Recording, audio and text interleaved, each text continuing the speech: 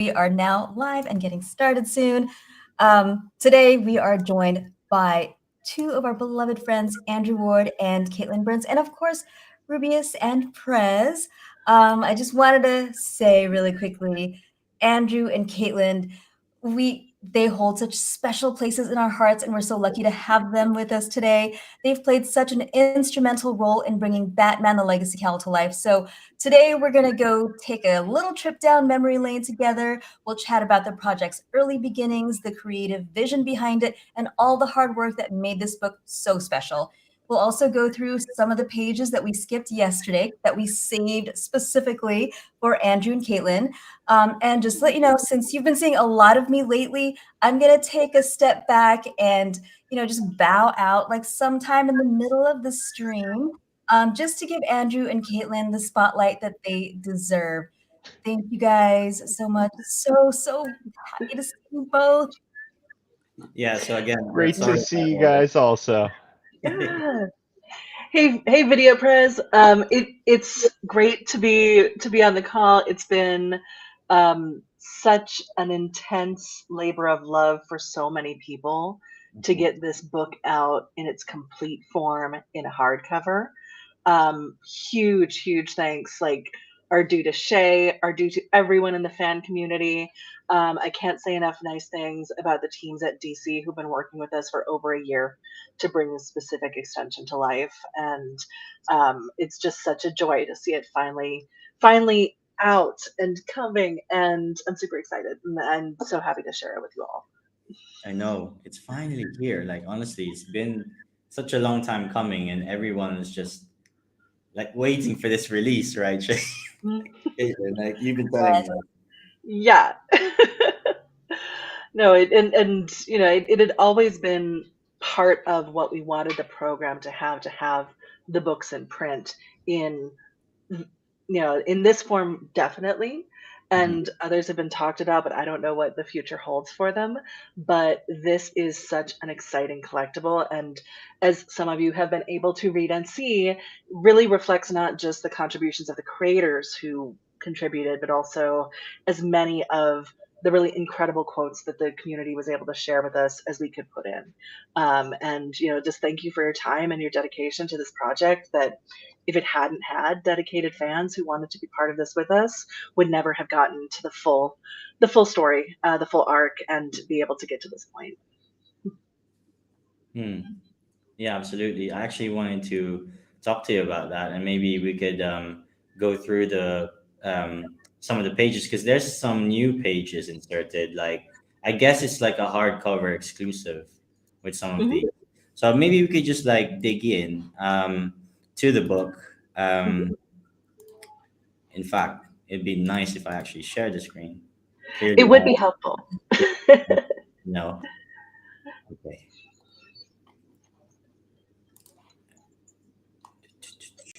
Okay. Can you guys see that? Yes. Perfect. Okay.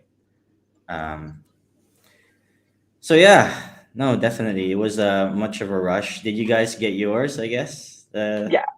You Oh did? yeah. Prez, you got edition 133. I thought that we had reserved edition number 1 for you. I mean, such a terrible job in doing that. By the way, you didn't tell me you were gonna put the address in, so I was ready for my standard, like my standard. I was ready, and then I was just like, "What address? What do you mean?" So I was just like, I put it in, and they didn't like it, and then I was in a conference, and they were looking at me like, "What is this guy doing?"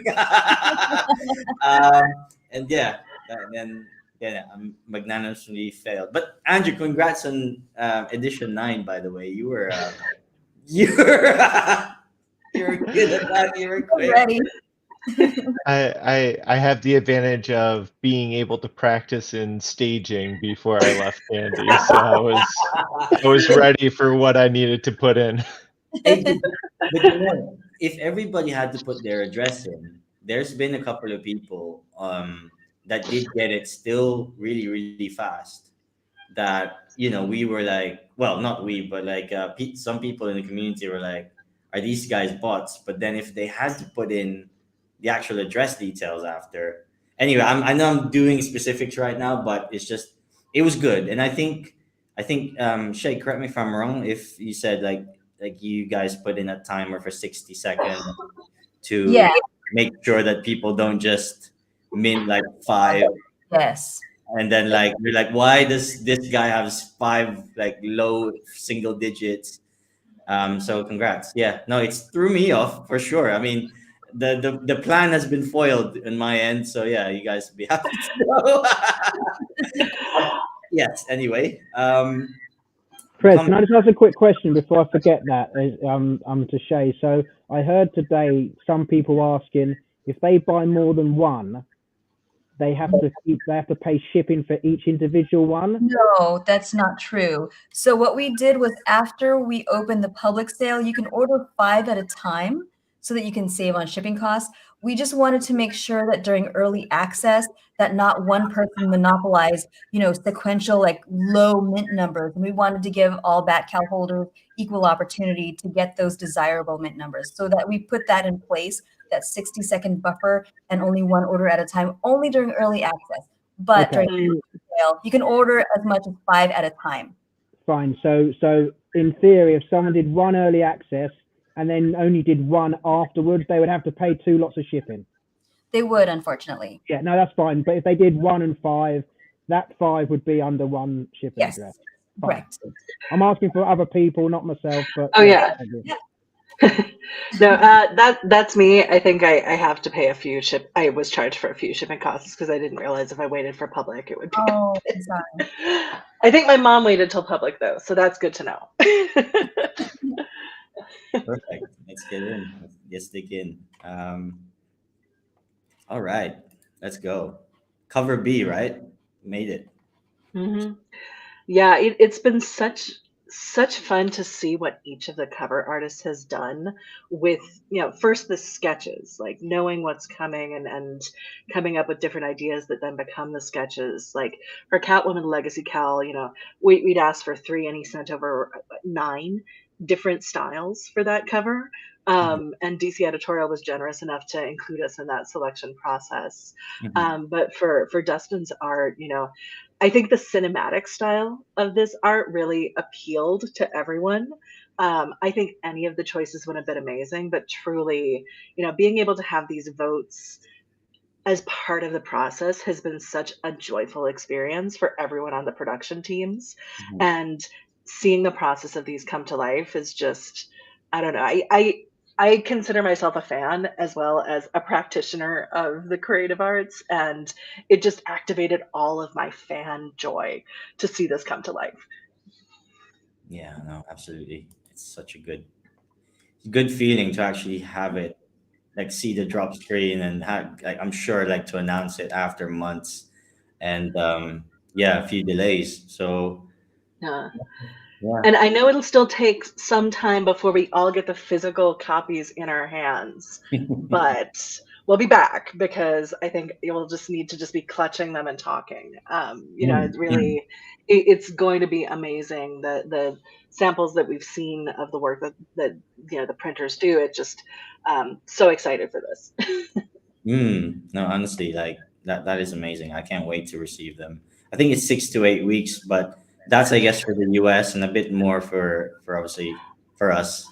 I would say that's a pretty good timeline, but I'd also be generous with your expectations because Mhm. one of the things that is key to remember about shipping is not only do these things have to go to print, go through the printer process, and then they're individually shipped by a human. It's not an automated system. So one of the reasons that these shipping things do take the time they take is because humans are in this process making sure that each of the books is going to the right person. So just keep in mind the wonderful shipping elves who are doing all of this work behind the scenes, and just Yes. have a heart open. Everything will get to you. No, no, absolutely. Okay, let's uncover some of the pages. I think I mean, I don't think I've ever seen these pages. I No, don't think. these are new original art from the DC team. Yeah, they were Mhm. inspired by the great work that Pablo had done, and we see this in the credits and in the insert pages, and they're going to look excellent on the inner covers of the book. Mm. Caitlin, I'll let you drive. Honestly, where do you want to go? Like seriously, I I mean, just take the wheel in this one. Where do you want to okay, go? well, go ahead and flip ahead. Just let's keep going for a minute. Okay. Of course, the deluxe edition, long awaited. And you all may remember from the early votes, you all actually chose this logo treatment. So, we're seeing Yes. your votes on so many pages of this book. Mhm. I feel free to flip ahead. What Mm. we worked really hard to get credits, and of course Jim has been such a part of this process since the beginning. It's wonderful to see his introduction, to see this again, to be able to once again have him as part of this process. um, Mhm. yeah.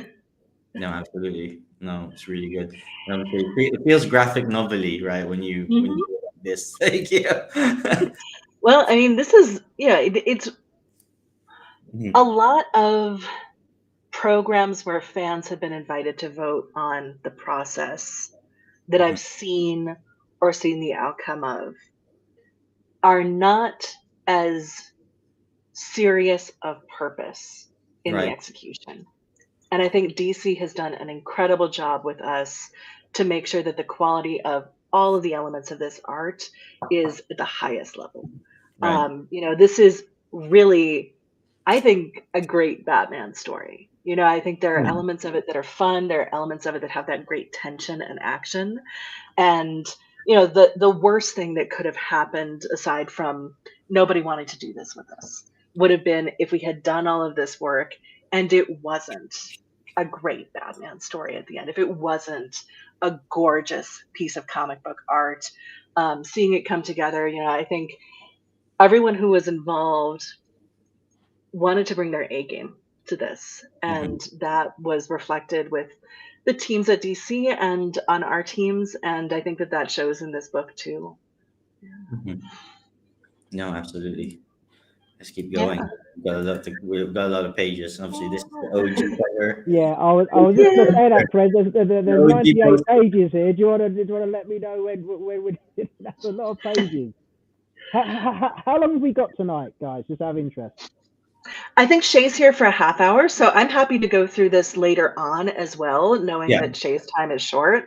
I'm kind of around, so Okay. however long So you'll have me. yeah, I could do. I Caitlin and I could, have some free time on our hands.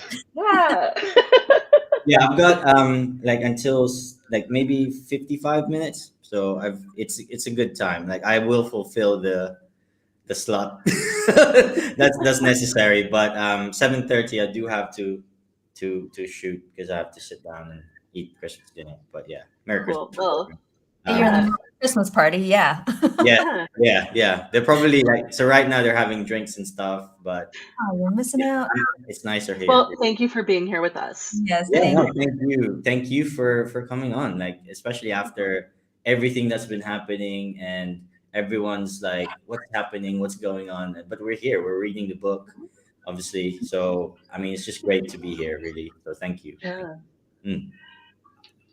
Okay, all right, Rubius, is that okay? Can we flick through? All right, should we go? Sure. So, like obviously, this is the poster, right? That was. Yeah, I mean, I'm so happy. I'm so this happy is to cover get. number one. Yeah, I Yeah. mean, I'm so happy to get it without the legacy cowl print over it. Yeah, Yeah. because Yeah. I don't know if I was able to save it. I was like, I should have saved it like before you guys turned it into a comic. But yeah, Don't you have it hanging in your house? I do. I do have it in my house, but I want a digital copy as well. So now I could Yeah. get the JPEG as well. Well, Shay, go ahead and take that back to the teams. Yeah. One of the fun things, and you've seen a little bit of this through the process, is comics are created in multiple layers. So you have the art layer, you have the lettering layer, you have the trade dress layer on the covers. So a lot of this art exists. It's just in the DC library right now. So the opportunity to bring it to life in the future certainly exists as well. Mhm. Yeah. Wow. Great ideas. Yes. Bring that to the team. Yes. Added that to my Yeah. Some more of the extra content, and of course, the story, right? Yeah. Nothing's changed, has it? I mean, it is what it No, no. The what it is. comics are the same comics that you have seen before. They're the reflection of your work.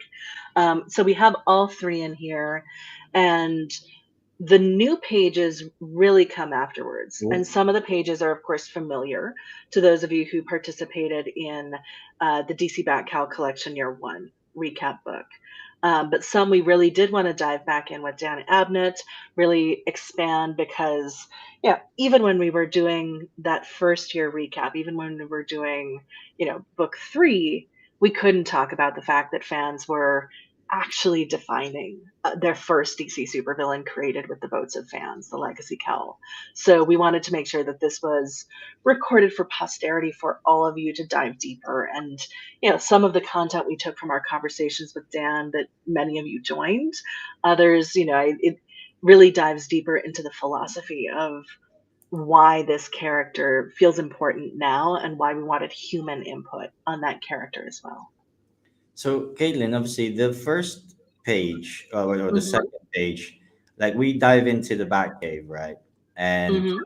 I mean, we see some bat Ooh, cows, right? And I like, mean, yeah, this is one of my favorite images, but scroll back up for a second to that vault image. mhm, I geek out on this panel all the time because you see this theme recurring throughout the book with that circular background, that look at the vault, the shadow, the character in the foreground. Keep an eye out for that one as you're looking at the next books as well. But then you go down, and of course you start to see some of the parts, some of the cowls, some of the historic pieces mhm. of work that Batman has used to create the Bat Cowls, and of course, the Legacy Cowl is a discarded prototype that he had developed on the way to the Bat Cowls and the Gotham City District Night Watch. Absolutely. I think, I Yeah. mean, it's safe to say, right, that bat cows were there straight away, and I mean, it does look like our bat cows. This one, like the one Yeah. before, So Well, the tool flat thing you put stuff on table, the workbench, is really reminiscent of Detective Comics 1059, and that was purposeful. All of this art was sort of shared as the artists were coming together and thinking about the Mhm, placement of things and how that worked. And while the story of Batman: The Legacy Call is not perfectly aligned with the story of Detective Comics 1059, mhm. you see those references. You see how they're connecting between artists and between storylines and being a deeper part of the universe. And you can see the different bat suits that Yes. that he has. But Caitlin, again, obviously, well, we're just talking now, we're just hanging now. But obviously, there was speculation that these characters, because the Batman, it just feels like a different multiverse Batman. But then I actually, someone did reel me back and say, well, actually, there is no proof of that. This could be canon. But of course, we've had that discussion before where Yeah. it's So canon, and what I can say is we built this to be interoperable with the rest of the DC story world. And the thing about canon is it's not something that you necessarily declare up front. no. It requires the work of many artists, the work of many explorations to be able to earn that jewel in your crown. And as we've seen over the course of decades of multiversal storylines, Mm. some things are canon one year and not another. Sometimes Oh yeah, they'll do a whole swoop around. yeah. So this is a Batman story created by DC with your votes that Mm. fits into the story world of so many different versions of Batman and absolutely is a part of the DC multiverse. Mhm, But that's not just one thing. It's sort of like mhm. the idea of canonization, like there's no pope. Like James Gunn is not the pope. Like he's going to decide what's in this next range of movies, and that may span from 5 to 20 to 30 years, and Mhm. explore characters and ideas that make sense at the time. But at the end of the day, you hear a lot of folks at DC, and you've heard us talk about the fact that this is all something that emerges over years of collaboration. Sure. And the way that that becomes enshrined is both in the minds of fans and as more people find this character, find these stories, are inspired and inspired to build off of them. As we've seen with Robin Lives and the stories of the Red Hood, that's changed so much over the course of years. Mhm. But that's because different artists saw something in it they really wanted to explore.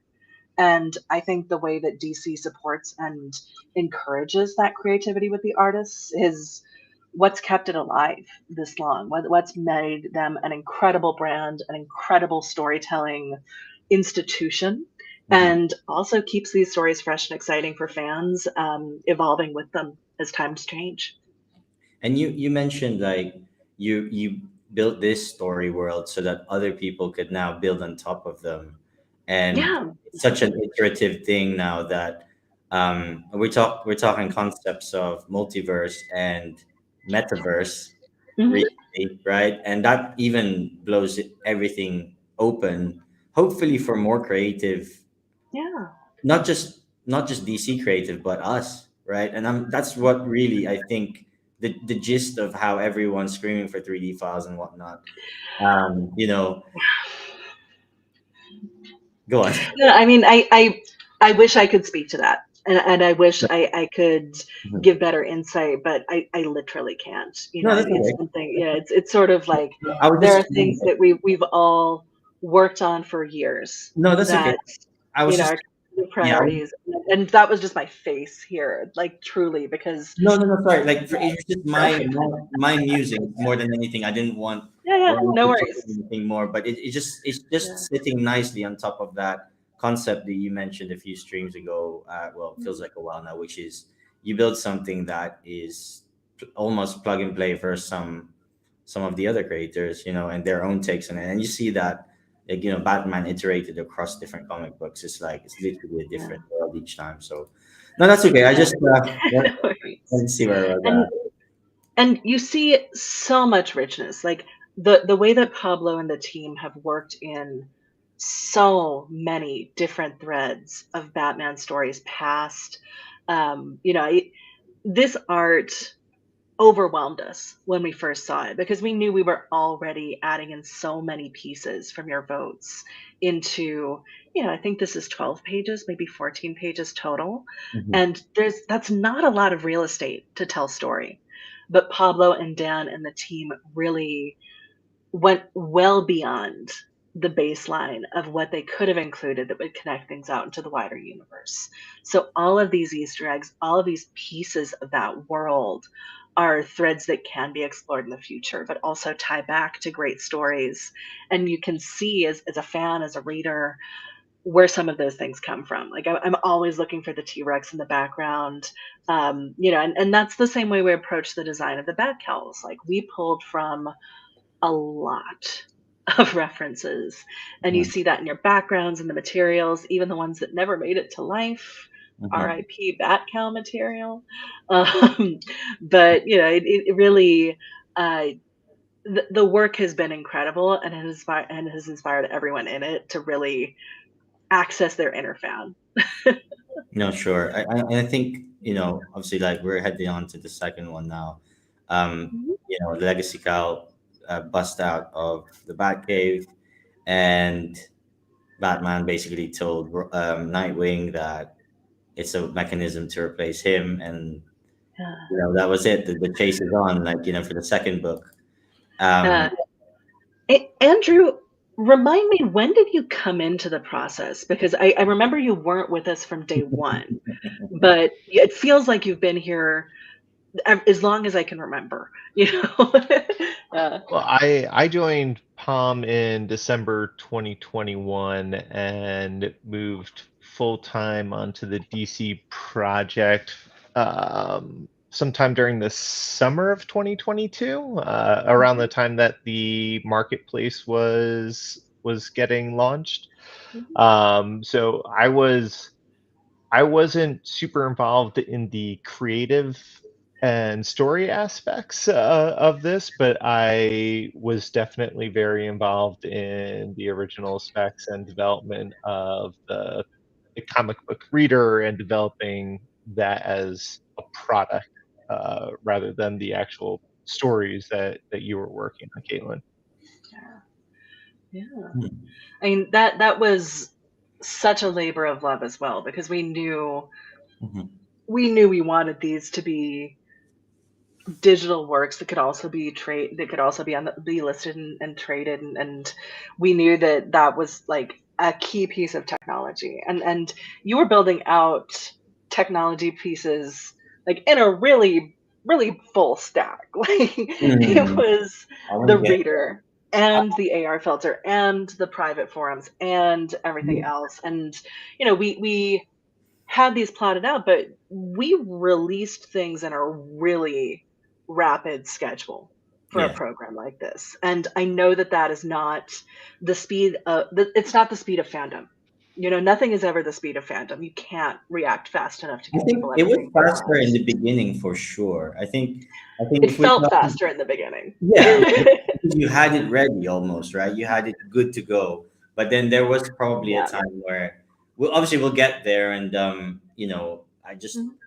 yeah, from I guess from 1 to 2, it was almost.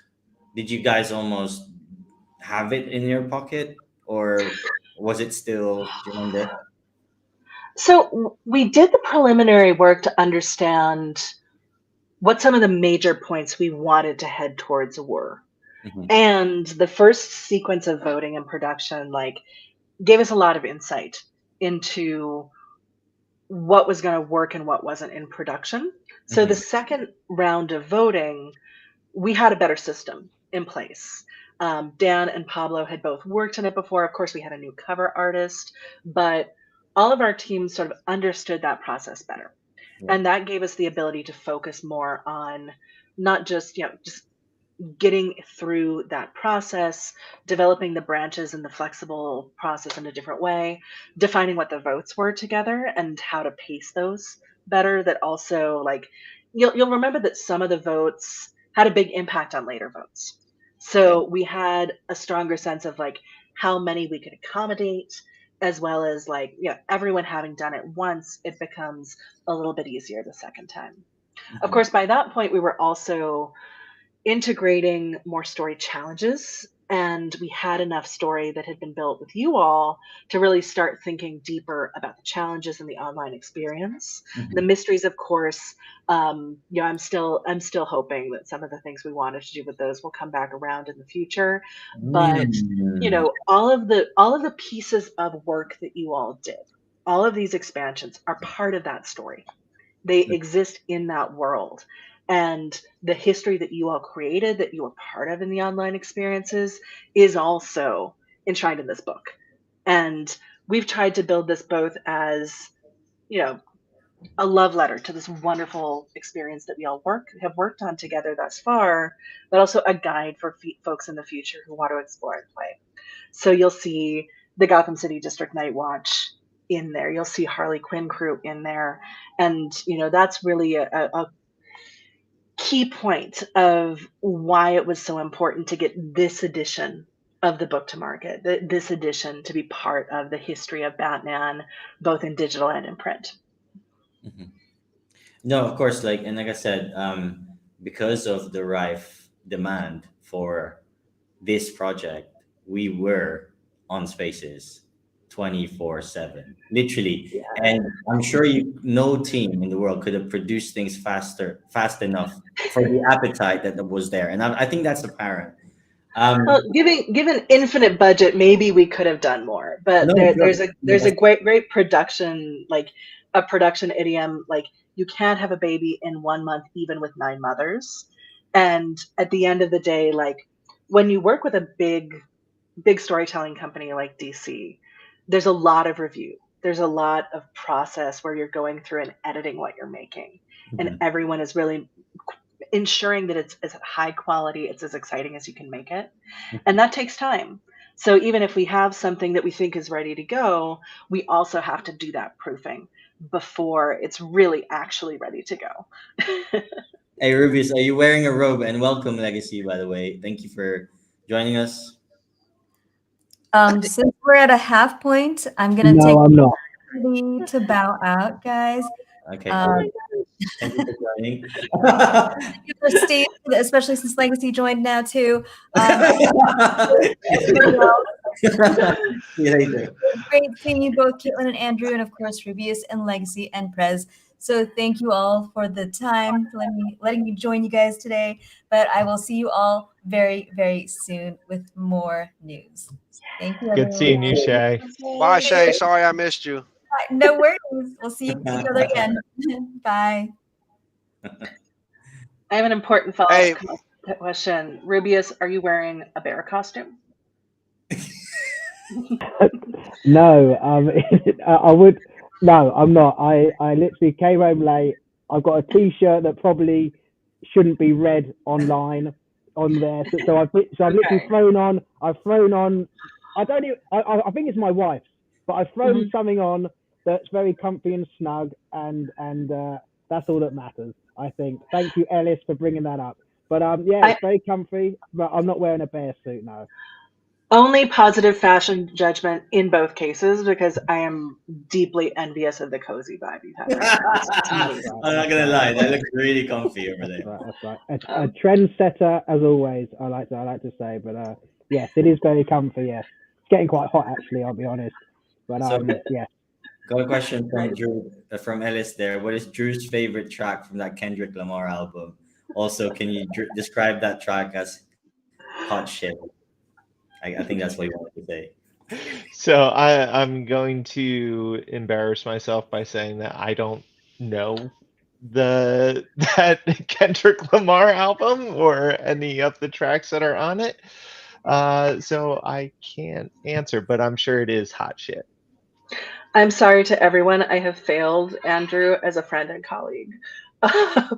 There's homework now because it was indeed hot shit.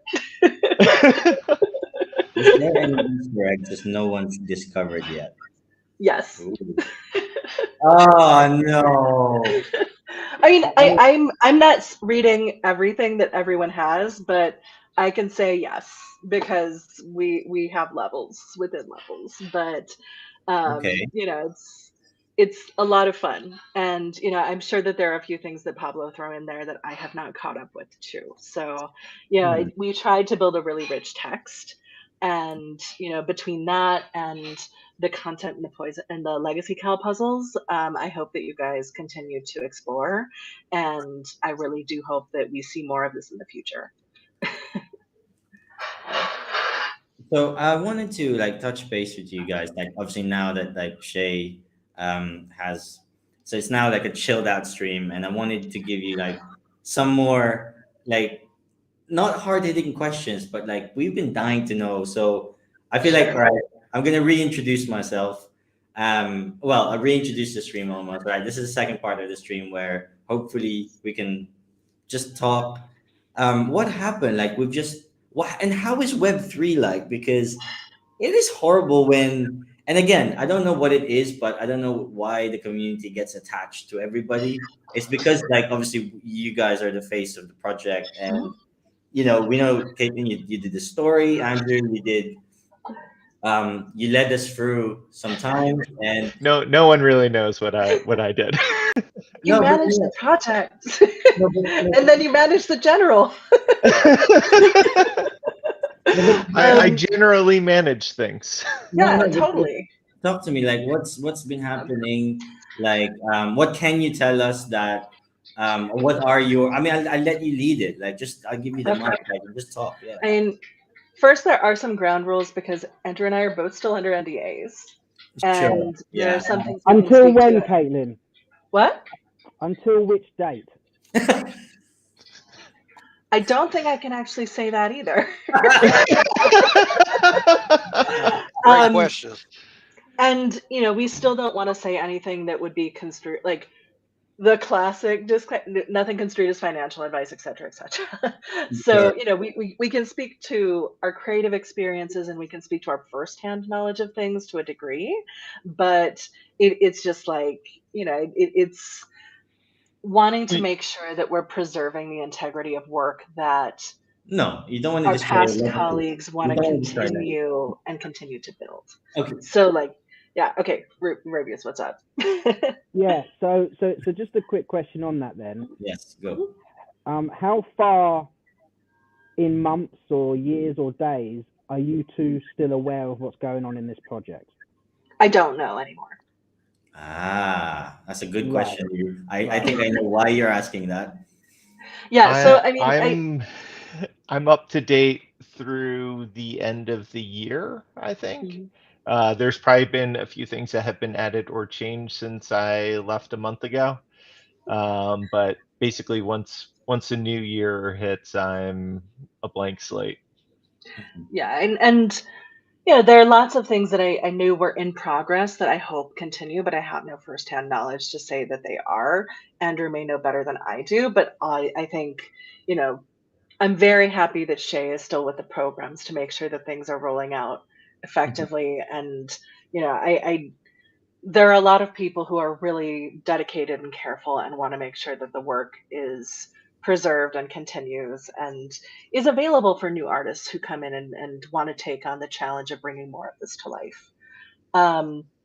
I did not choose to leave. I was laid off in October. So it was not necessarily a gigantic surprise, but it was unexpected. I can't say who I hated having Zooms with, but it wasn't Shae or Andrew. I loved talking to Shae and Andrew. Oh wow, that is super juicy in itself. But I think obviously, like you know it that like what you help build is part of an ecosystem that hopefully goes through more in the future, like appetite wise. And are you allowed to create more stuff? I guess in the future, like both of you guys, can you be more involved? Again, is that a possibility, or is that like right now you just want to chill out and be a part of the community? You know. I would come back. But you know what this project has had is like, okay, you know, 4 or 5 years is actually a very long time for a project like an alternate reality game or this sort of shared fan experience. So I want to say already, like, we hit and exceeded a lot of thresholds that are Right. not usually maintained. And one of Right. the big reasons why I came to this project in the first place was to prove this kind of thing is possible and to prove that it's possible with a sustaining budget mechanism. And we have. And I can't share specific numbers because those belong to Warner Brothers Discovery. But I can say that continuing this kind of thing or doing similar projects in the future will be easier because we've done this together. And, you know, if you look at the past 4 years, you know, we've been working with DC as a partner for that whole time with 2 separate companies to bring this to life. And I think the project is good enough and the interest is good enough that it could continue and sustain interest and continue to grow and have new creative work if people choose to pursue it. And I hope that, I mean, everything feels kind of chaotic in the wider economy right now, and that's going to be the way it's going to be. And anyone who thinks that's a thing they can predict is maybe selling something, but right now I'm not selling anything. So I can say it's going to be hard to predict and strategize, but I do hope we see a resurgence of interest in this technology type and that brings renewed interest to the programs.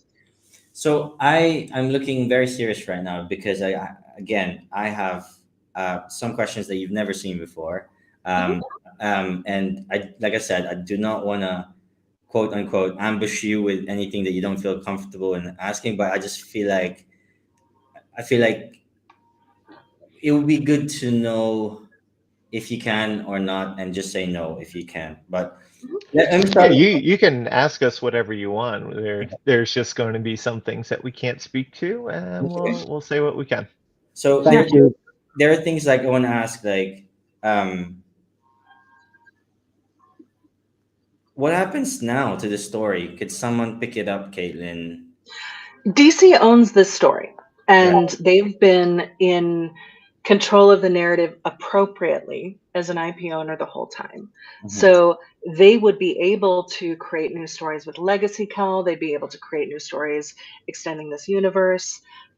They'd be able to pick up stories of the GCDK. Mhm. And so those are part of that world. And as we've talked about, we set it up so that it could be developed by other artists in the future, knowing that no one is ever sure how long a project is going to last, and that that path to becoming something with real longevity and that can sustain on many different storylines and formats is all part of the goals. It's set up, and DC would have that authority from here on out. Mhm.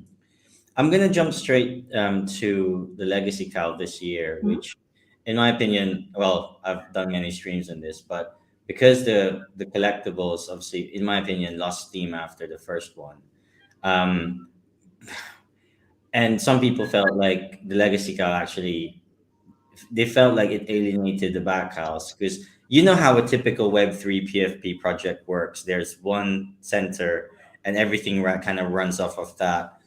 How is it different, do you think? I guess what I'm trying to ask is, um, how far is the Legacy Cowl? Is that a precursor to the back house story? What can you speak on that? And do you think it's, because to me, the Legacy Cows took the traits of the safe mode, took the traits of whoever is extinguishing the Legacy Cowl, and it gives me clues that it's the same number of the back house, so maybe Batman's gonna bring it out. So villain slash hero kind of story. I know you can't speak on that specifically, No, I but mean, what I can can tell you that when we were designing the experience, right, we knew that we wanted to create moments where more people could join in.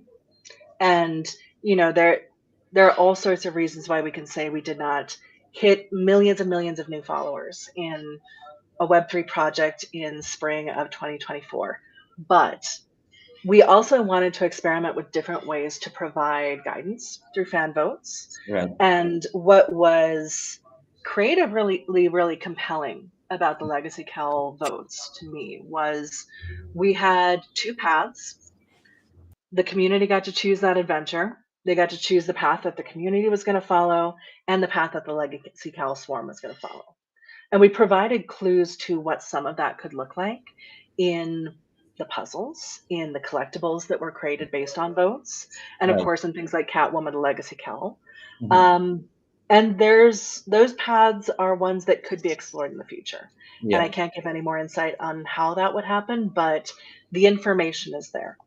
right, And that's something that I think, you know, we hear the feedback that it did not feel as successful in some ways as Bat Cowls. And, I wouldn't even we wanted to create another faction in Gotham no, City no, so no, that sure. Harley Quinn crew and Gotham City District Nightwatch, and of course the swarm of nefarious legacy cows would have space to play. And that space still exists in our world. So obviously, like, to me, obviously, like, as a project that was initially only promised for 2 years, we had such an appetite for just the bad cow itself. I felt like it would have been nice to have a parallel story. Again, this isn't a like, this is just a wish from me. Sure. I'm not saying the stories.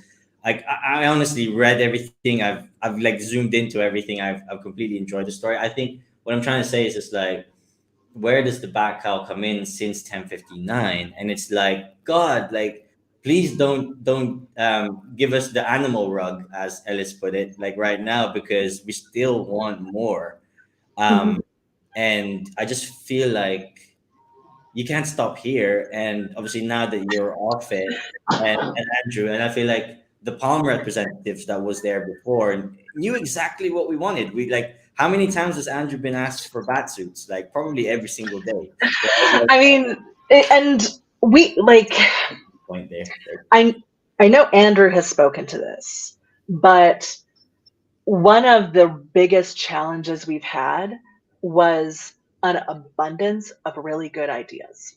right. Yeah, Because not short. Every day realistically, there is a new idea every day, almost. Right. the same way there has been conflict in the fan community around what priorities anyone should be doing from a creative or company level, Mhm. we had those conversations, discussions over and over with our teams, and figuring out what the most critical thing to do next would be, whether that's a creative collection or that's a technical feature, was a constant preoccupation for us. And I think we were able to bring some really amazing things to market. And there were some really absolutely wonderful technologies and experiences that we had. And things like tools that we could use to expand your access, things like self-custody, all of those things were always in the conversation. And even if we had 8,000 times more budget, we still would have had to prioritize. And that there are limits on what any team can do at any time. I'm also interested in what the animal rug is. Looking at the chat. Also, spicy tuna roll, 100%, Ellis. Yeah. Go ahead. No. It was more the fact that is it going to end now? Is the journey over? A lot of, and I know I wasn't supposed to ask you anything about the future, but because it's for Shae, obviously, because you stopped here. Yeah, but, the reality is we couldn't tell you we probably couldn't under NDA, but we also don't know. We just have a limited visibility on what's next. And there are some things that we've heard that are positive, but there are also things where we're I have no idea. Can you talk? Oh, go on, please. The information that I had before I left makes me feel optimistic about what's coming next, but none of those plans were finalized by the time that I left, so we just don't know. And Rubeus, I think you're going to have to be more rude than raising your hand if you want to jump in. Yeah, just interrupt us. I was very conscious that Prez was looking at the ceiling every time I had my hand up, and I just thought, I'll wait. But no, but I was going to jump off the point you made, Caitlin, and what you just made, Andrew. So to your point, Caitlin, there's a lot of things that over the first and foremost, Andrew, Caitlin, thank you for all the hard effort and work that you've put into this project. And I'm speaking for myself and probably many people. You're part of the community, part of the fam. When spaces are held, jump in, come and say hello anytime. I even struggle myself to get into spaces with a new schedule, but always welcome. I'm sure I echo a lot of people's sentiment there. But Caitlin, a question for you, and then or two-part, and then it leads on to this. So there's a lot of things that you created, whether it be the Harley Quinn boxes and a lot of charms. Were these created to your point of decisions were made and changed and arguments within in-house or different? Were these created with the mindset of they were going to be something down the road?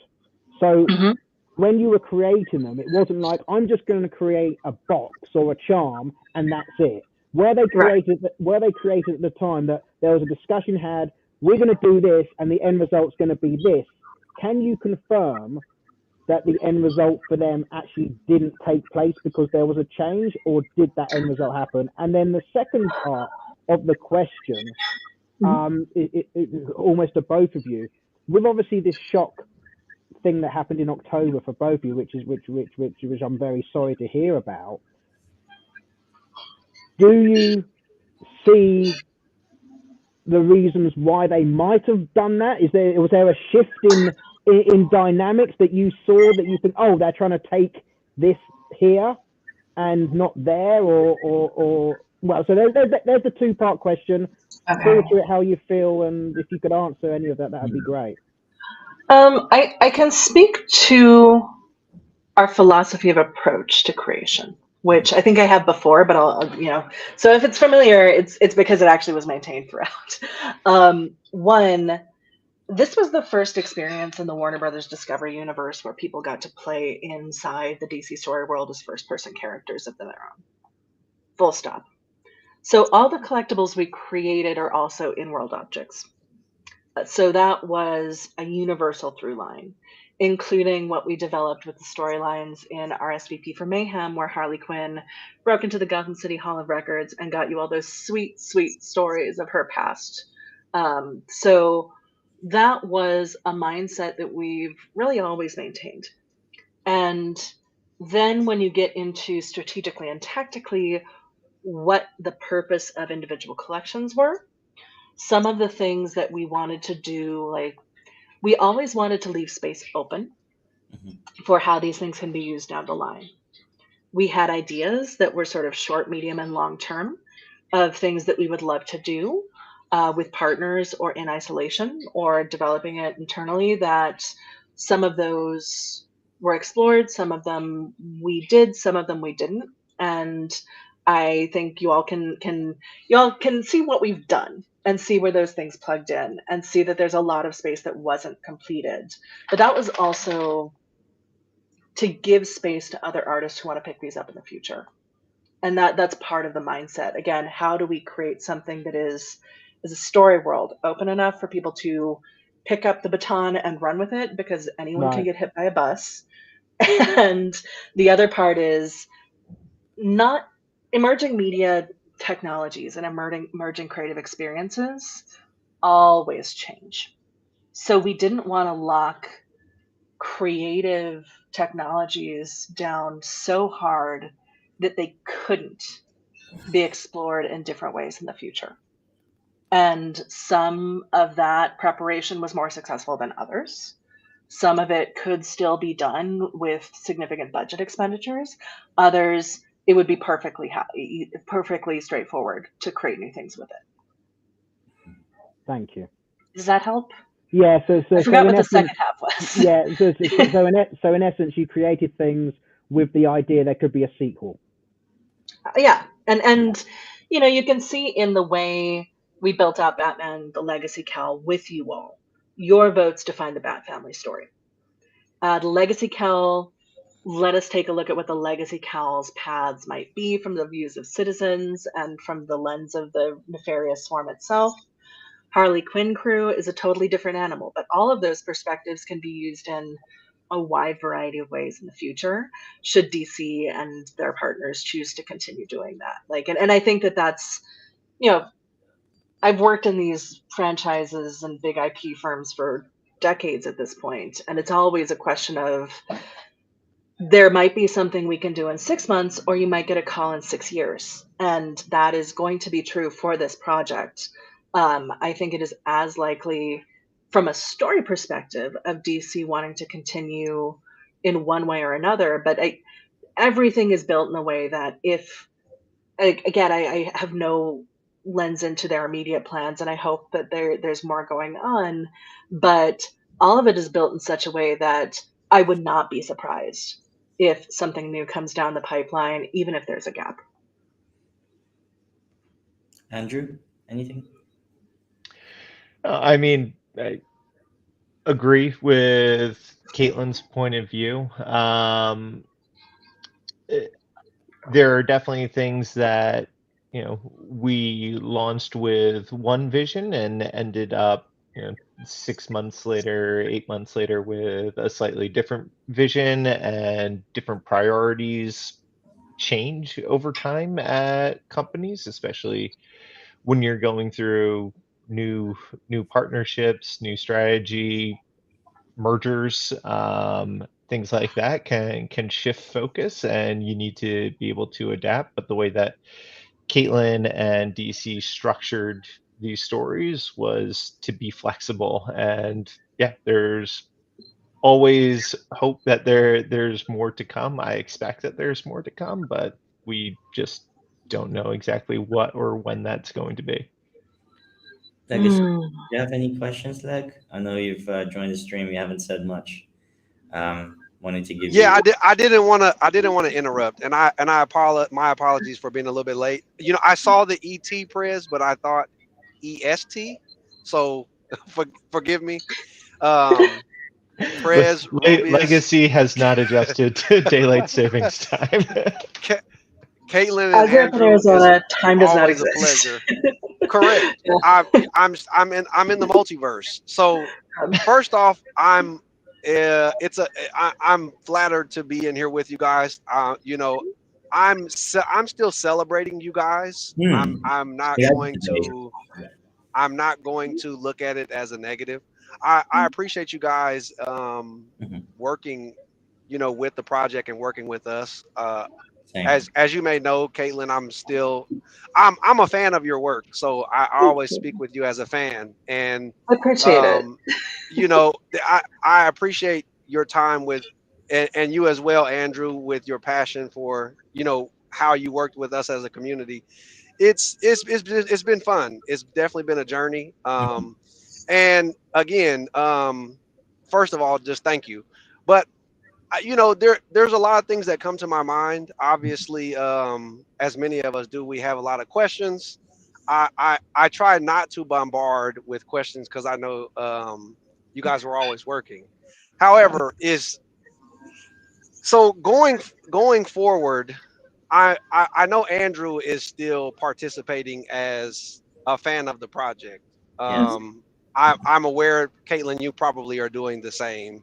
Yeah. Is there is there anything in particular that you guys want to see as a fan that could potentially take place with, or that, let's just say, that you want to take place, or that you can imagine taking place with the project, that would actually put it in a direction where there are more people that want to get involved, more participation, so that it's something that could last longer? So I've said this on I think a earlier conversation that Prez, you and I had, but I still think that one of the biggest potential opportunities for growth for the DC collectibles is with innovating on top of the comics. So we have the digital comics, but right now that's all they are. They're digital in parodies of the physical versions.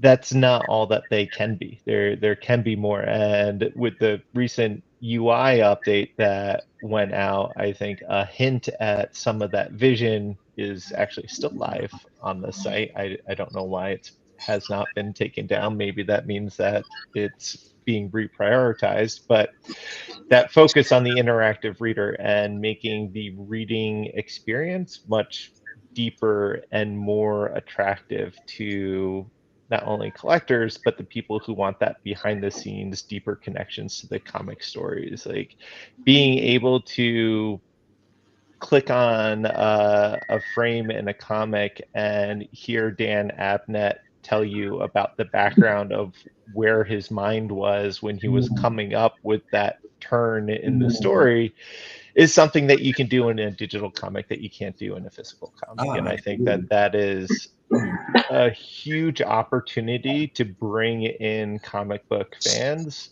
to this space. Yeah, I think there I'm seeing in the chat a few questions about like things that we weren't able to bring to life while we were still part of this project. Mhm. And there are so many that never made it to the point that we were able to talk to the audience about them, to be able to action them into life. And I think a lot of those are still viable. I loved some of the things that we were playing around with interactivity. I agree with Andrew that being able to create a deeper experience around the comics would be amazing. And without going into depth on any of those prototypes that I can't talk about, both because I want to protect the work of people who could still be working with on them or bringing them to life. Like, there are so many different ways that adding different layers technically to the collectibles and the content can activate things. I think it's also going to Mm. be interesting in the next 6 months seeing what the economy does. Like, I think that there are going to be a And lot I of agree. new up. Yeah, and it's like interesting for sure. But this is also a great opportunity for people to be experimenting. Like, there's a lot of sort of uncertainty and a lack of clarity, but there's a lot of potential and experimentation for new forms and experiences that come in these points. And again, I've talked about there being an abundance of good ideas that could be followed in different strategic goals or tactical applications that, I think are still good ideas, but we didn't prove them out yet before we came out of the program. And I'm just like, I am so fortunate to have gotten 4 years on this program with these teams, being able to explore this and fight over what the priority is and figure out what we can do to make these beautiful moments that feel like jumping on a crunchy leaf for people. And I really think that if puzzles and story and the fan experience can be a part of that, there's every reason to think that more people would find their way to it. It's a question of how do you adapt to technologies that people will love? Mhm. How do you create stories that will invite people in? And doing that in a way that builds for both new audiences and our existing amazing super fans. Like, that is a really significant challenge. And add to that companies change, businesses change. Like, even if you look at Warner Brothers, they've changed tremendously since 2021, and how those changes provide opportunities as well as mean some things go more slowly. That's going to be really interesting to watch and really interesting to see how it comes to life.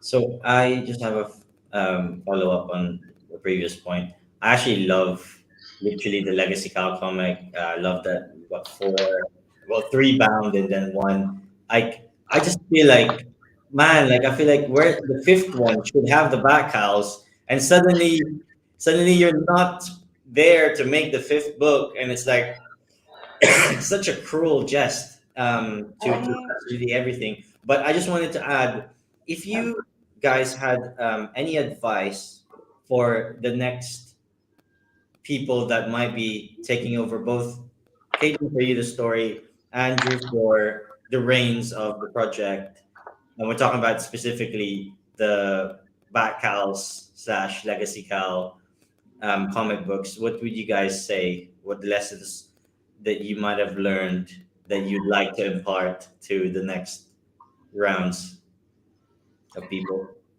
I I have so much trust in the team at DC, and the team at DC editorial is the same. The folks who have been overseeing the DC threes and all the incredible work that's been done to bring those out to y'all is still the same team. And I think that even with us not being at Candy anymore, there's a lot of real knowledge and creativity and openness to develop new experiments there. Mhm. And I really have faith that, whatever the next stage of this is, DC is going to make sure that it's high quality, that it's going to be great, and that you can trust that that's a quality of the that they really stand by. And And for those of you who've gotten to connect with Jim or Yvonne or Dan on our sessions, like, I cannot express the gratitude in words that I have for having the opportunity to work with these amazing folks like Don Folletti, Katie Kubert, Michael McAllister, Eric Chides, Eric Flores, Nancy, and like, these are teams that care so deeply about the stories they're telling, the work with fans. Like, for those of you who were in San Diego and came by the booth, you might not realize it, but most of the people who were running that booth were also like the executive team of DC. Like, these were the decision makers who are down there with us on the ground, handing out comics or directing you in line. And like, it is exciting to me to work with teams where the executives care that much about the fan experience that they are present.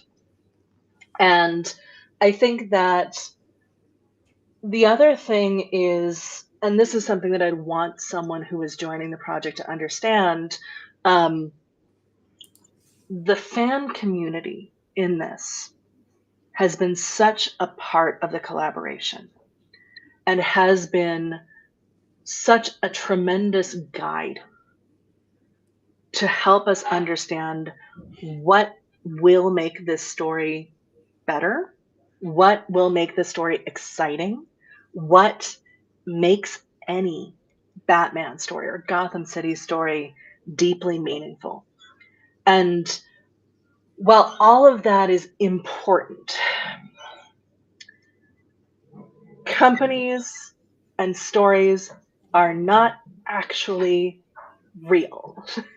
They're things we build together that are culturally significant, that are wonderful, but the human relationships that are built in fan communities are the most real thing in the entire universe.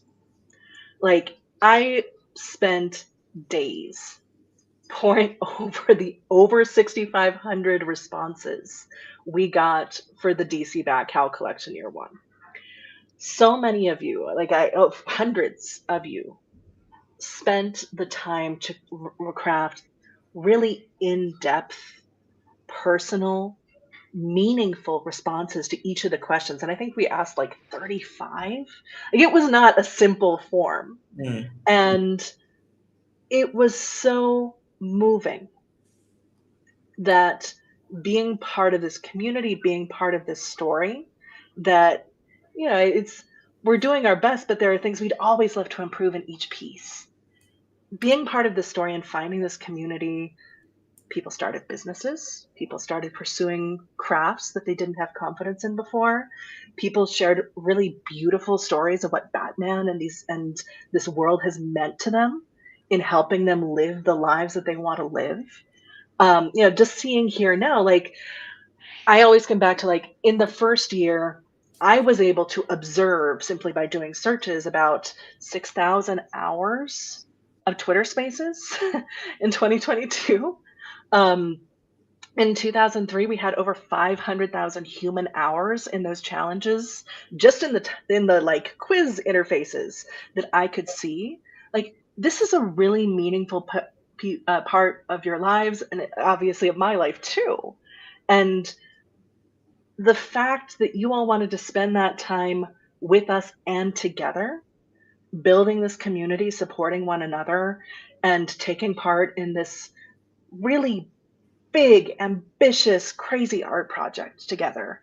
Like, that is so real. Mm. And we can always yell at companies for doing things we don't like. We can always say, like, I wouldn't have written it that way. But at the end of the day, if the work we have done together has helped anyone improve their lives, and I know that there are a few of you out there at least, this has real meaning. And that's something that I think is why I love fiction. And I've done nonfiction too, but like, it's one of these things that we can connect in ways over these stories and these shared kind of performative experiences that don't come anywhere else.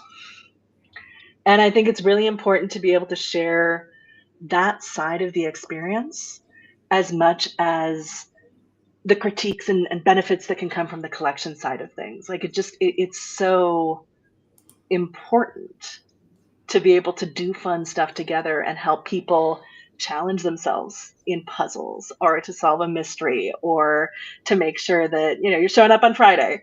And I appreciate everyone who's invited me to spaces and things that I have not shown up for. Because it's sort of, it's obviously been a huge preoccupation for both me and Andrew for the past few years to be working on this with you.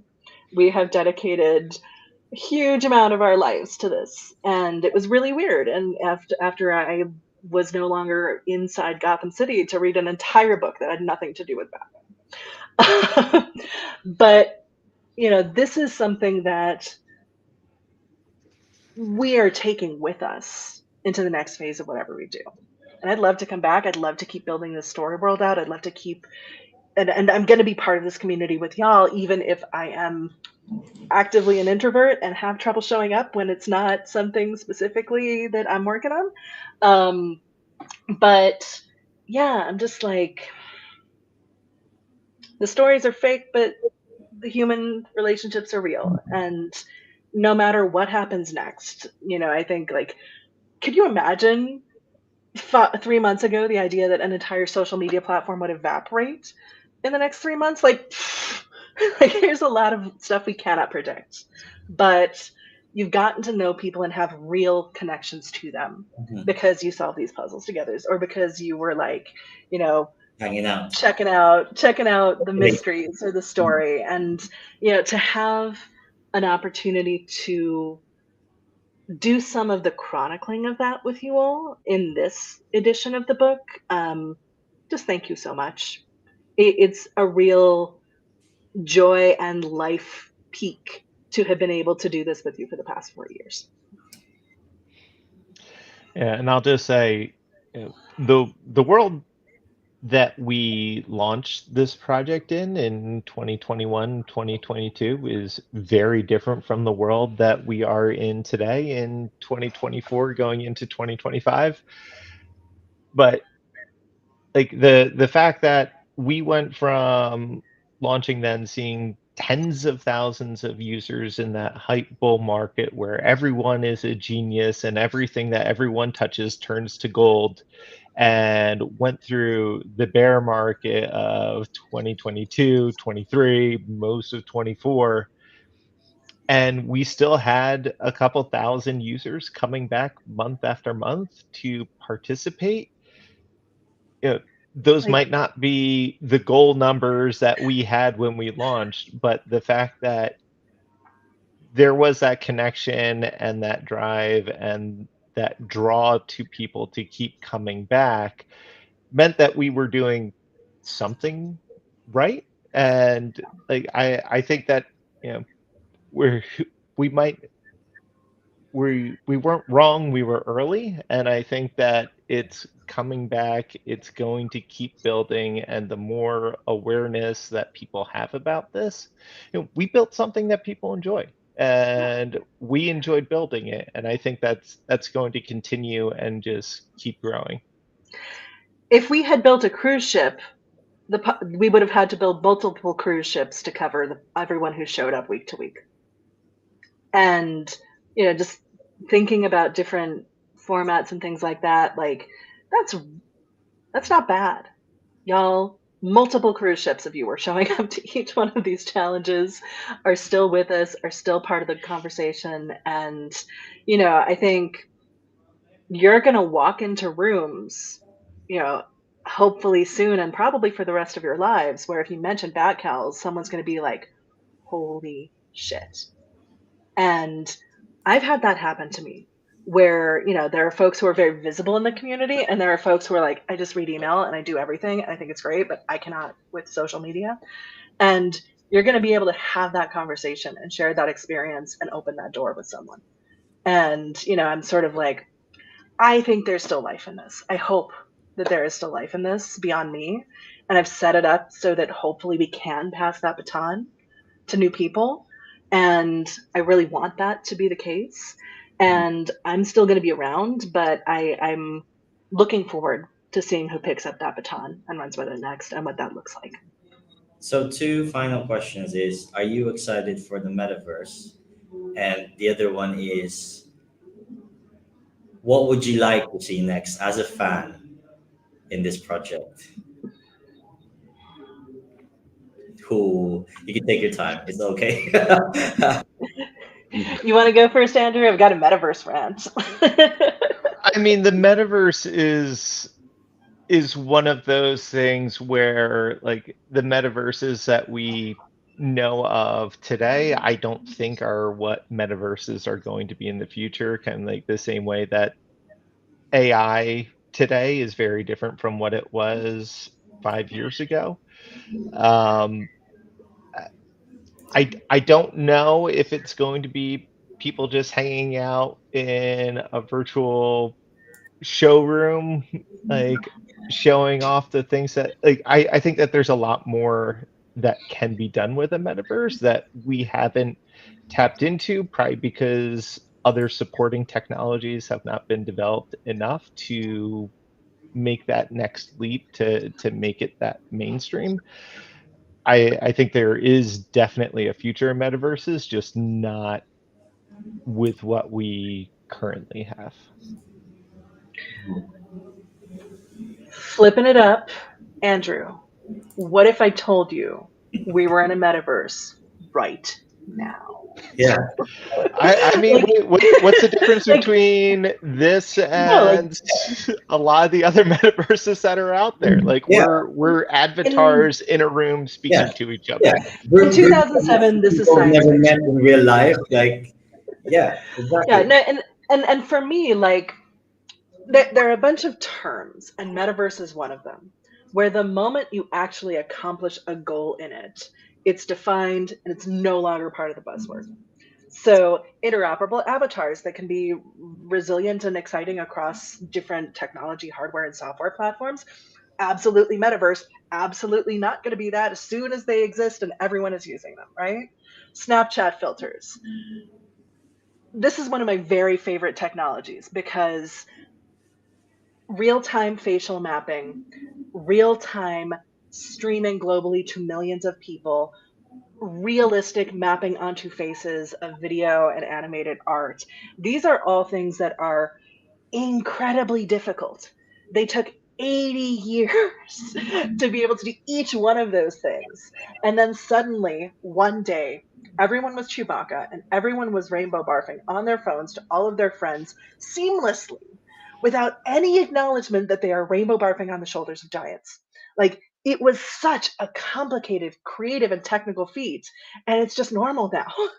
And I feel like it happened. And I'm like, am I on crazy pills? This is the cyberpunk utopia. Like, it's so good. VR was one. And I remember being in a panel where someone was like, right now, I can say that even though we've been saying in the next 10 years, virtual reality will be available mainstream, I'm going to say that in the next 10 years, virtual reality will be available and solid and consumer available. And this time I'm not lying. And you know what? It is. Like, whatever you think of consolidation and the amount of accessible options for that, like, you can buy a headset, you can play VR. Check out Broken Spectre. It's a great game. But, I think I'm excited for the ways that these virtual and physical space connections can help us have more fun, be better humans. Like, I think that there's a lot of that any technology I get excited about is usually the solution to a problem rather than a technology for its own sake. And there are some that surprise me where I'm like, I never thought I needed that, but I do. That said, it's just like I get excited by things that hit a human note, that do something really substantial. And, I a lot of improvements in technologies, just I'm not excited about them until I see how I can use them, or I can see a way that they're going to create an amazing thing. And that's honestly a good thing if you work in emerging media as a producer, because it's going to make you question how you use that tool. It's going to make you try and understand what is that new tool going to give to someone or help them do or make them feel. And if you're looking at it from those perspectives, like, I'm going to be really excited when I see someone using this stuff in a really exciting way. I think there's a lot of enthusiasm and hype that goes into technology marketing. I still and probably always will see more hype and excitement than I see practical application. And, maybe I'm wrong, hopefully I am, but I get excited when I see really cool things we can do together. And that's sort of the through line in the metaverse for me. Yeah. What's up? What's up?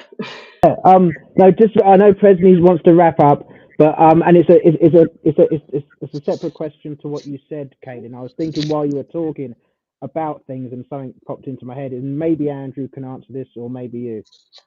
So I'm going back to the OG and the actual bat cowl. Mhm. Are there features of the bat cowl that we have not seen yet?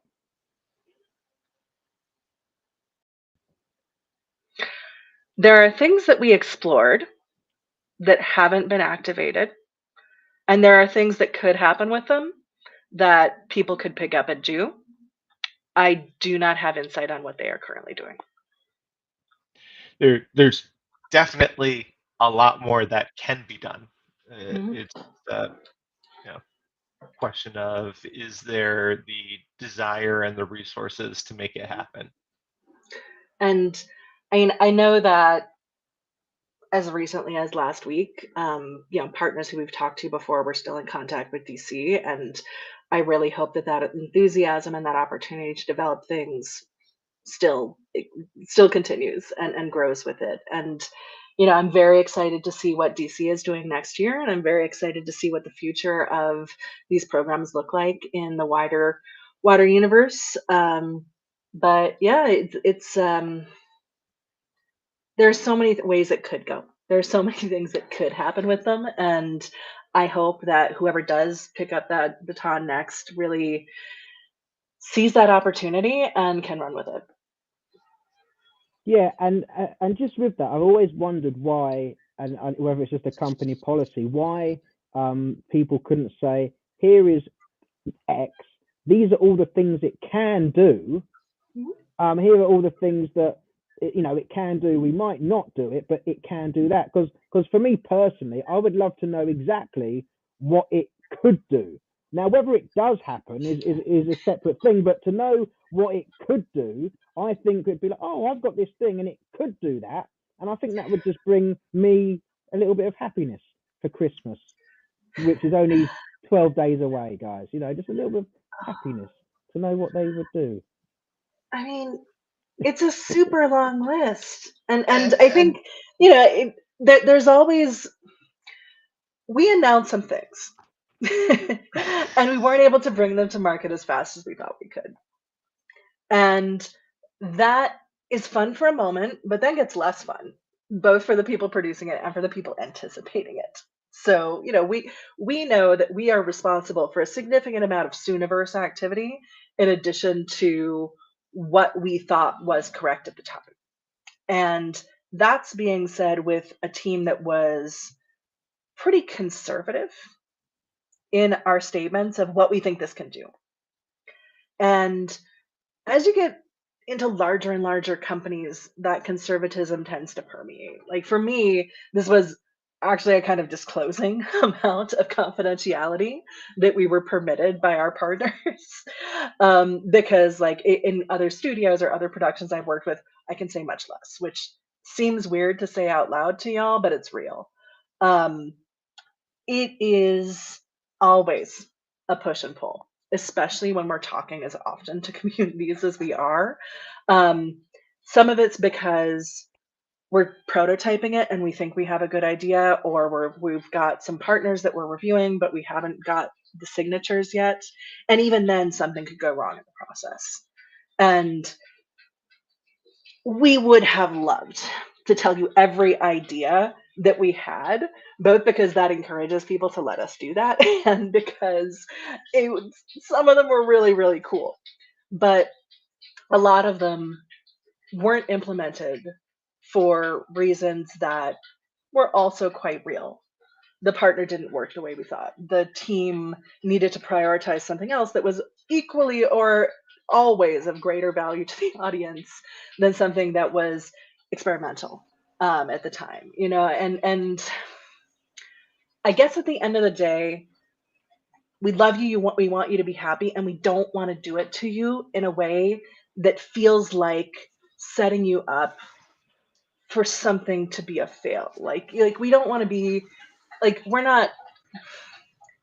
I mean, We don't look want to at get too self ahead of the custody. skis, you know? How many times did we say self custody was right around the corner? We even built a beta experience that Legacy, I know you were a part of, that was successful, worked flawlessly. You were able to withdraw your collectibles off of the platform. Correct. It has not been delivered. Why has it not been delivered? Because of things that we can't talk about here. Like it's still coming, but it would be impossible for us to talk about all of the possible things that we want to deliver to you, but we just can't because of reason X, Y, and Z, which might change in 1 month or 6 months or a year from now. And like we first announced the hardcover in January, and there were multiple times this year where we thought we were going to be able to bring this to you live. And for reasons that, again, we can't talk about, but were extremely real, it got delayed. And it is a constant push-pull when you're inside these programs where you want so much to be able to share the wicked cool stuff that we're doing inside of them. But until it's ready, until it's definitely happening on this time frame, I mean, we don't want to be super, super rude. And we don't want to be in a position where we're telling you something that simply isn't true when we make those comments. And that, I think, respect for the audience in that way has been, I think, a pretty good and integral part of the process, because you all have experienced this with us in real time, where we have really wanted to share as much as possible, but also know that we're developing this every day, and you're with us in that process. Like, it is sometimes such a relief to work in a company that isn't doing any promotion and isn't doing anything live until it's all really 100% baked and ready. And this was not that kind of project. We were doing this with you in real time. The technical processes were being built in real time. The creative process was one that included you in real time and responded to everything that you were telling us. And it makes it really hard. But, for every time Andrew, Shae, Straith, Elise, the whole teams and I were just like geeking out so hard on something that we'd done that looked really amazing and we were really excited to implement. And then someone would come in and be like, okay, we have to do this next instead of this. Like, it would have been painful in the extreme. And I think really a bad experience had we been more disclosing rather than really waiting as until we really could engage you all, make sure that we're bringing something to you that we can guarantee you'll see. So based off of the answer to that question, would you say to both of you all, working in a project like this or maybe in another project in the space, is Mhm. it beneficial? Is it more beneficial to be conservative, or is it more beneficial to be less conservative and try to do as much as you can and kind of go off of script more often? What would you guys say in your opinion? I think going off script is very beneficial in the short term, but harmful in the long term. I think Um, taking a more conservative approach to our communication is, you know, might slow things down from a growth perspective in the short term, but as you continue delivering and continue building and people see that happening, then you have organic growth from your user base because they're not being disappointed and feeling like you're missing milestones and goalposts, even though there are still things, even with a conservative approach, that we did miss along the way. I'll add that I think there's also a real desire to be trustworthy sources. For something like DC, like, okay, we're coming in at like month 18 of the NFT hype cycle, but we're coming in at year 81 of Batman. And sort of it's a different mindset. But I think we were all around in 2001 and 2021 and 2022 when people were making a lot of big claims really fast, and a huge number of people never delivered. And we didn't want to do that to anyone in this project. And I think that counterpoint, I think, probably encouraged more conservatism, like a combination of it being a really large and trustworthy brand and story world who cares a tremendous amount about being of good integrity with their fans, and wanting to make sure we were not doing something that would be, you know, even in the most surface way, perceived as rugged. Like, if we weren't delivering X, we didn't want to do that to you all. Like, if we couldn't deliver it, we didn't want to announce it. And I think for new projects, for the projects that we saw coming out in 2021 and 2022, a lot of them had big and ambitious ideals and big ambitious production pieces that they wanted to make, and their journeys had a lot of speculative growth in them, but a lot of those had to pivot and had to pivot quickly when they realized what actual budgets and partnerships and production timelines look like. Like that was like, a game. Like every time I was looking at a new white paper, I'm like, okay, that production cycle is completely There, illogical. there are more companies and projects that have closed their doors than have become successful in this space. And while it happened quite quickly in like the geological time of business, it's not unusual for new media types, new technology types to have that sort of enthusiasm and big ideas and an attrition of folks who realize that they have this great passion for it, but they did not think through all of the business elements of what they needed to do, or the production schedules or things like that, just out of you know in plenty of cases, it's good faith, but it's inexperience.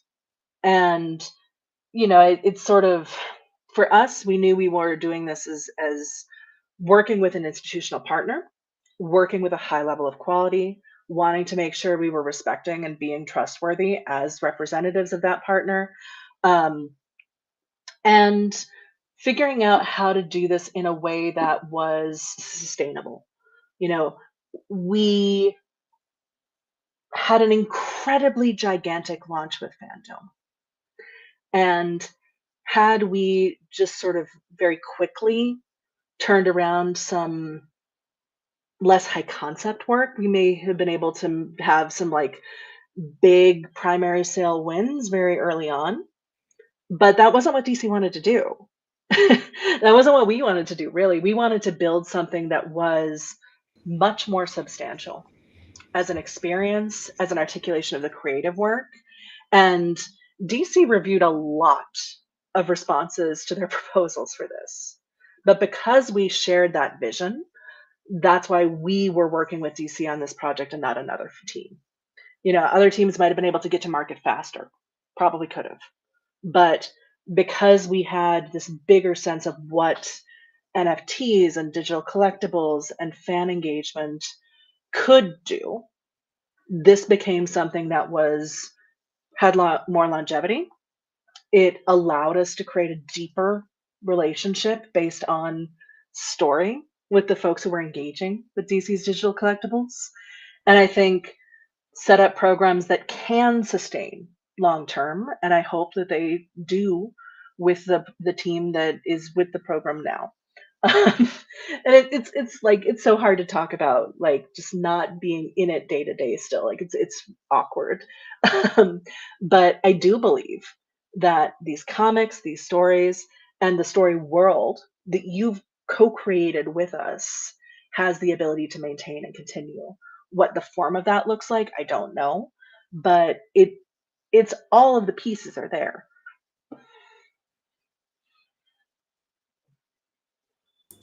No, thank you so much.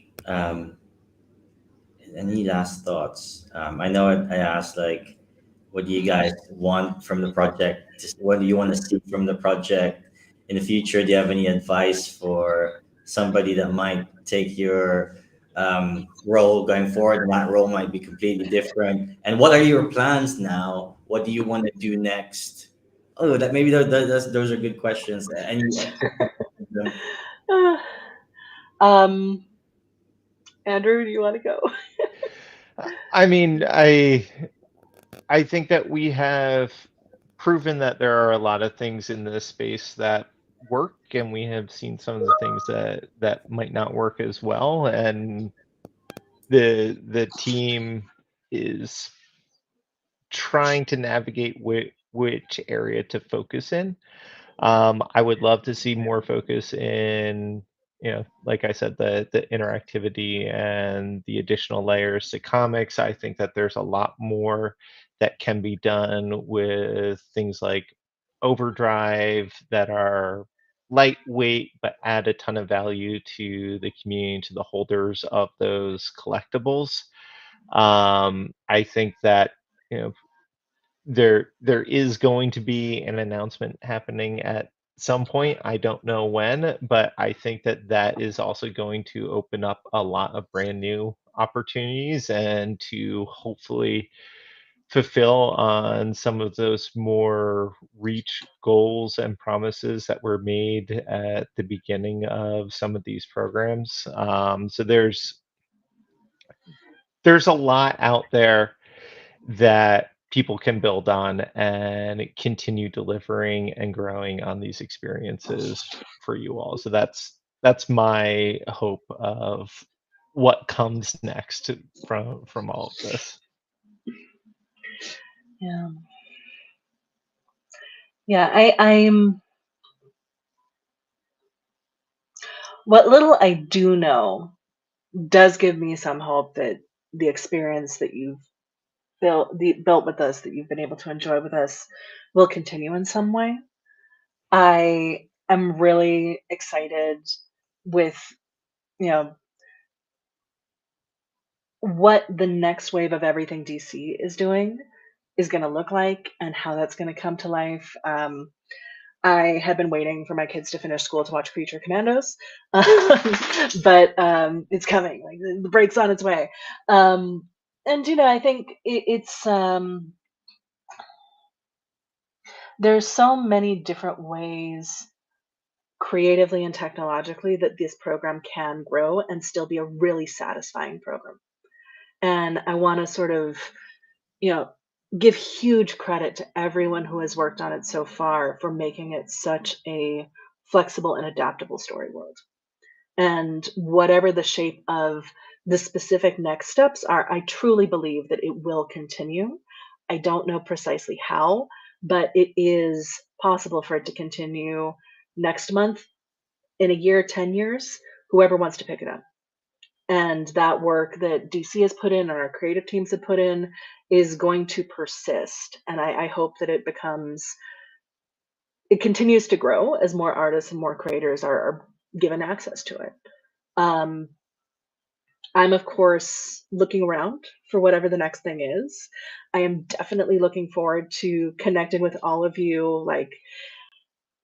I have spent 4 years deep inside Gotham City with you all. And when I haven't been talking to you, I've been inside a comic or inside creative work we've been doing. And it is jarring to not be doing it day in, day out.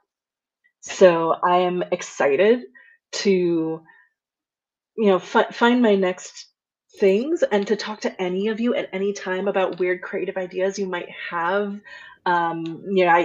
The things around DC, I'm no longer authorized to do story around. But if there are ideas or projects you're working on, I'd love to know more.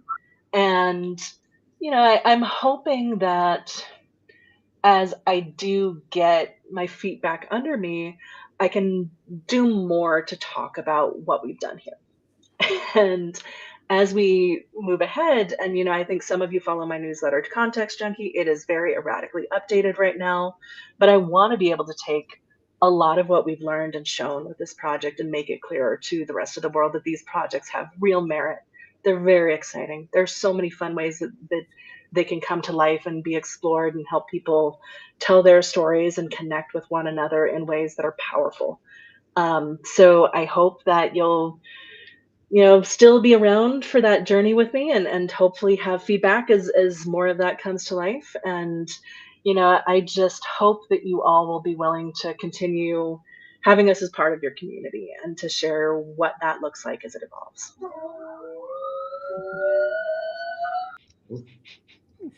As the dogs howl in the background. That's cool. Well, again, probably not the last stream. We could probably jump on another one. You guys are part of the community now, as far as I'm concerned. We're all gonna be here and have hopefully infinite time together now, and obviously, won't be nagging you for any more kind of behind the scenes info that they don't want to release. But so you probably be relieved on that front. But I think I'm looking forward to sharing this experience with you guys now community members, and I can't wait. And I wish you luck on, um, whoever will snag your talents for the next job gig, right? But I'm sure this is it's been more than a job. I mean, for goodness sake, like I don't even work, but I felt like I have worked with you guys. So thank you so much for working. You like, you were all unpaid contributors. yeah, and this is what Spider was saying. It's really funny earlier, but Yeah. yeah, it just feels like that. It just feels like we're building this together, and I think we could continue to do so. But now, obviously, with less pressure now, obviously, um, Hopefully. But again, I cannot. The words are hard to talk mm, about just how sure. big the human experience of being involved in a project where so many of you committed so much of your attention and time and care to being part of it with us. Like that is just one of the greatest gifts you can give as an artist. It's one of the most incredible gifts you can receive, Mhm. and to be part of that with so many other creators. Like I see people talking to Pablo, I see people talking to Dan and others online, and just when you are engaging with people's work, like I hope you'll remember that that commentary, that feedback, it is life-giving. And even when people are grouchy or they're less pleasant, like it is such a gift to know that people care about the work you're doing with them. And that just is creates the most meaningful experiences. And whenever someone wants to be so generous with their time inside of it, you want to work to make that time meaningful in response. Thank you so much, both of you, for everything. And I can't really say anything else. Rube, any last thoughts on any last remarks? No, just thank you, and we'll be speaking soon, I'm sure. And what I will say is that maybe we'll get a petition together, get these guys back into the fold. We'll start to boycott all the purchases, let them back in. That's not as helpful to Arcade. No. Petition for sure. I understand that, Yeah.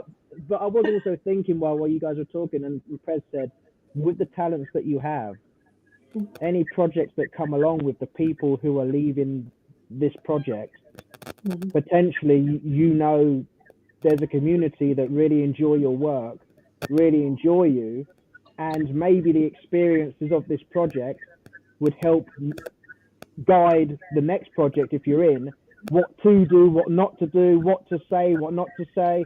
So actually, it's a great learning curve, and with the NFT space and Web3 space growing, I see many other IP projects coming along that would need your services and your expertise, and maybe there's another big IP around the corner that you two jump in and we all meet up very soon.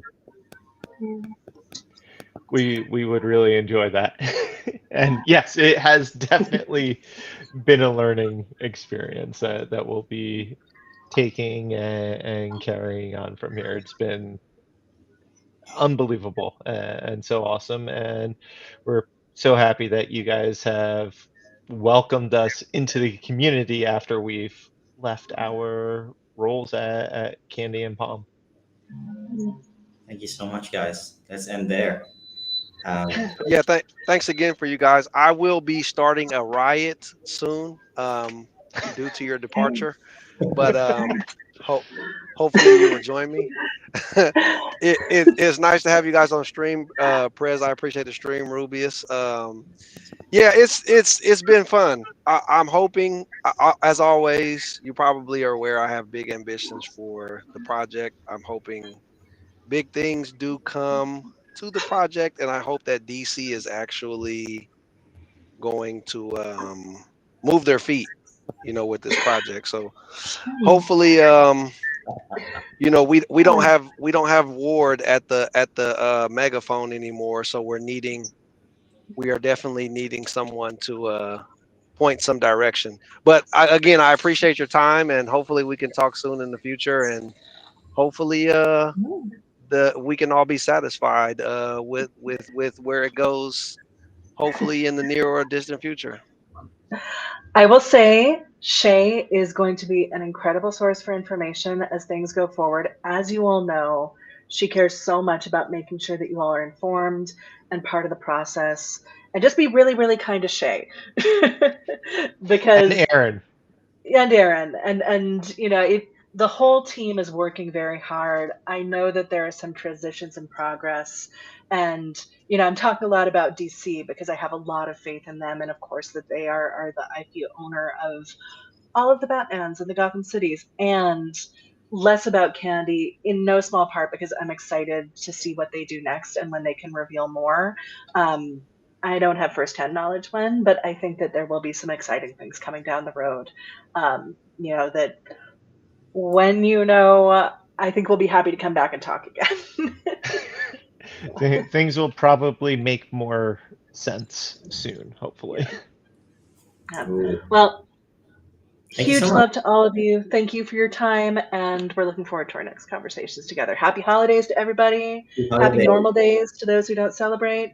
And I hope that everyone has a really wonderful end of their year regardless. Ooh.